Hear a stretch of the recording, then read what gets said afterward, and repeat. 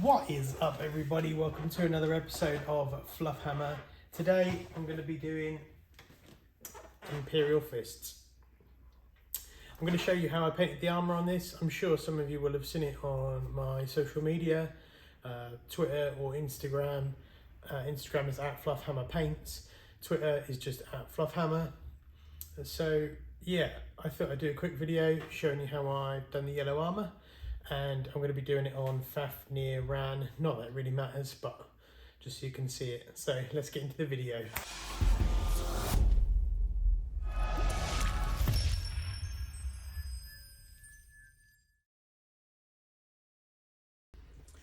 What is up, everybody? So let's get into it. It is Fafnir Ran. Probably absolutely butchered that name, but whatever. So it doesn't really matter if it's him or not. It's just Imperial Fist yellow armour and how I'm going to be doing it. So I've started off with the Citadel spray Mephiston red. As you can see, nice coat all over. And then I'm going to whip out the Cult of Paint Infinity airbrush. I have just given it a nice clean, but it's dirty again. This poor thing gets a lot of use and abuse. And we're going to be going with Game Air Vallejo Dead White. If I can get it out. Okay. And basically it's going to be like a zenithal, which is where you spray directly down from the top. But I'm going to want a bit more of a kind of full coverage with this. I don't want to leave a huge amount of red. So what I'm going to do is I'll get into that and I'll show you the footage and then I'll come back for the next bit.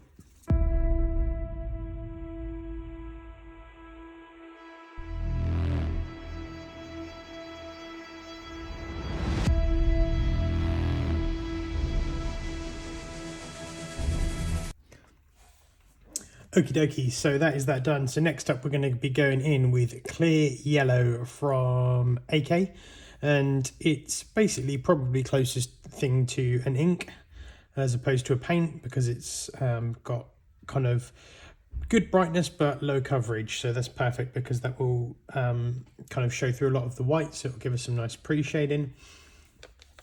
And we're just going to shoot that again through the airbrush. You could do this stage by hand. You could do this stage with dry brushing as well if you don't have an airbrush. But obviously I do have an airbrush, so I'm going to give it a good shake actually. The only problem with this is it is a little bit glossy, but that's not a massive problem for us because as you're about to find out, we're going to be doing some gloss varnish and stuff anyway. So let me just drip that in there. It's nice and thin, so it goes straight through the airbrush with no problems, as you're about to see. And what I will say, when doing this kind of stuff, when you do the zenithal highlights and stuff, especially for this colour scheme, do everything. Like sometimes I leave these bits up here and then the Imperial Fist logo is supposed to be yellow and I've missed it. So just do the whole lot, and then you can just come back and paint everything over top that doesn't need to be that colour. So anyway, yeah, as I said, I'll show you this now so you can see it.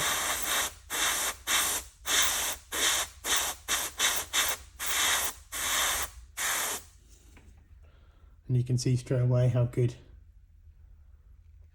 that kind of colour shading and depth and everything is. So I'm going to shoot around all that and we will get into the next stage. Okie dokie, so that is all done and dry. As you can see, it is glossy as fuck. So we are going to sort that out anyway, which doesn't really matter, by putting some gloss varnish on it. I'm going to go with AK. It doesn't really matter which gloss varnish you use. This is way too thick to go straight through the airbrush, so I'm going to be diluting that 50-50 with just some water. Probably 3 drops of water will do. Don't want a huge amount of this gloss anyway. It's just enough to give everything kind of coat over.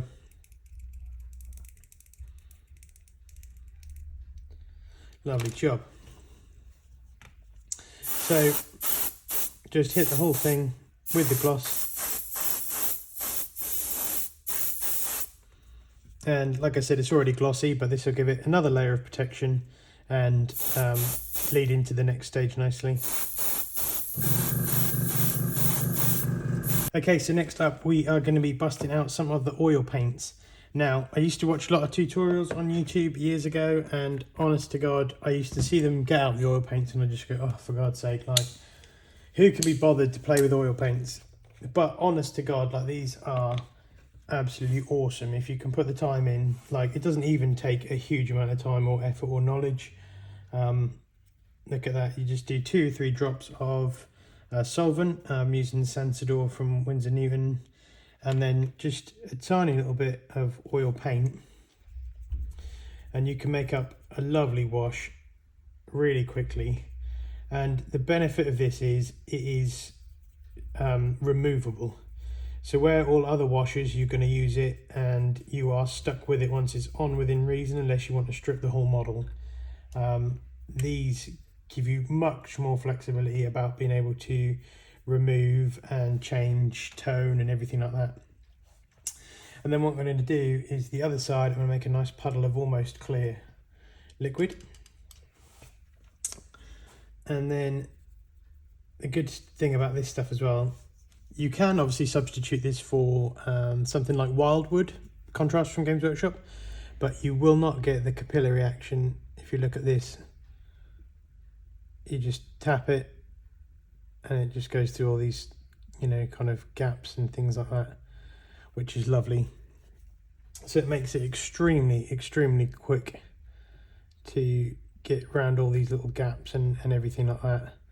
And like I said, the good thing is as well, it's totally removable. So if whatever you do, for whatever reason, you don't like it or hasn't come out how you wanted it to, you just get a little bit of thinner on a cotton bud or something, and you can just get rid of it. Lovely job. And then what I'm going to do with some slightly thicker stuff is give you a kind of view here of what I'm going to do. And I've got some slightly thicker stuff, and I'm just going to drag it up to the top of this plate here. And we're going to kind of do 3 things in one here, because as it goes on like this, it's now going to cover around the edges of all these dots, whatever they're called, like rivets, things like that, which is really nice. But also, that's given us a nice hard edge against this armour trim to paint up to. And then we get some of the thinner, and as you can see here where it's all smudged, just work it in and just feather it up. And then again, back into your thinner. You can use a little bit of tissue or something to get any excess off, and just grab it here and thin it and work your way up. Like, how good is that? It's like a wash that you can move around for ages. It will dry and you can just keep reactivating it. And as you can see now, that blend there is so smooth. Like, it's going to be very difficult to do that with any other kind of paint. So again, on this bit here, I'll show you. So we do it down here, and I'm going to just drag it up to the top like that. And then you can just feel free to play around with it, like move it about a bit, dip into your thinner, pick the light area, work it away from your light area up into your shaded area. And like I said, that is such a cool thing to be able to play with. And I haven't used oils until like the last maybe 3-6 months, and I wish I would have just got on with them years ago, because they are just such a utility piece. Like, there's nothing else in painting that's similar to oils. And like I said, you saw then the effect of the shading. And then, I mean, this model for some reason isn't given like great capillary kind of action, but you can see it just, you know, fills in the gaps really nicely. Some of the models I've been painting, you literally just do like one dot there and it like flows the whole way around. Not getting that huge amount on this, but you get the kind of gist of it. It's a lot quicker than doing something else, like a wash and going around all the edges. Because also, if you used to do this with a wash, you'd have to be really careful, and you can't reactivate it again afterwards, obviously, as you know. So like here, I've now just gone around all the edges there, And now I'm going to pick it up, just pretty much pure thinner there. And it's just picking up some colour, and I'm just working my way down. Some random hair in it, which I'll get off. Yeah, just work your way down, and you can reactivate all that oil paint and just push it where you want it. Well, I mean, what a utility piece that is. You can pick it up around the edges here. If you don't want it, you can pick up any pooling. Look at that, pooling's gone in seconds. And then also, if you want to, you can grab a cotton bud and you can just pick up a little bit of thinner. And like these edges, these shoulder pads here, just run that along there. Look at that, just straight off. And you're back to your highlight. So useful. Okay, so as you can see here, we've got some absolutely lovely blends on these armour panels. I've given it a nice good amount of time to dry. Still a lot of kind of gloss shine to it. So what we're going to do to set the oil paint and to kind of keep everything in place, I'm going to go with AK Ultra Matte Varnish.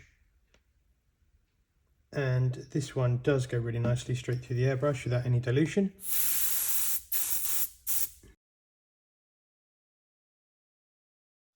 Okay, so here we have all the yellow armour. It's all matte varnished.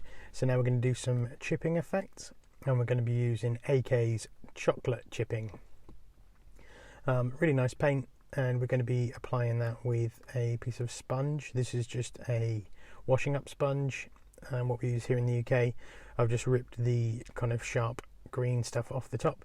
I'm just using the sponge from underneath, and you just need to be sparing with this part because you can just blob on a massive blob. So try it on your fingernail, something like that. Make sure you haven't overloaded the sponge, and then basically this is the best way to just get nice sharp clean little chips on the armour.